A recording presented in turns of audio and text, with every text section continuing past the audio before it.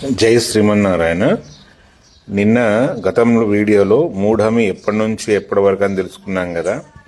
ఈ మూఢ్యమి మూఢాలు అని ఆచరణలో ఉంది. ఈ మూఢాలలో చేయకూడనటువంటి పనులు అంటే వివాహము, గృహప్రవేశము, నూతన కట్టడాలు, తర్వాత బోరు వేయడము, తర్వాత కేశఖండన అంటే పుట్టు వెంట్రుకలు, కర్ణవేదన అంటే చెవులు గుట్టించడము, ఉపనయనాలు ఇలాంటివి పనికిరావండి. అయితే ఏవి పనికి వస్తాయి అంటే శ్రీమంతము, అన్నప్రాసన, తర్వాత నామకరణోత్సవము, తర్వాత కిరాయింటి మారడం కూడా మారవచ్చు. ఇలాంటి ఇబ్బంది లేదు, అనుమానాలు ఉన్నాయి.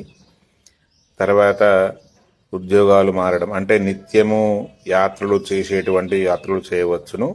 విశేషణంగా దూర ప్రయాణాలు, క్షేత్ర దర్శనాలు కొంచెం ఇబ్బందికరమే మూఢాలలో, కావున గమనించాలి.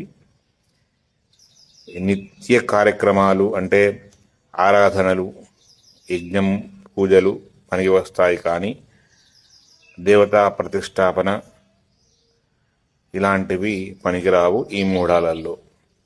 కావున భక్తులు వీటిని దృష్టిలో ఉంచుకొని మీ యొక్కటువంటి కార్యక్రమాలు చేసుకోండి. మీ ఇంకా ఏమైనటువంటి అనుమానాలు ఉంటే కనుక మెసేజ్ పెట్టండి, రిప్లై ఇవ్వడానికి ప్రయత్నం చేస్తాను.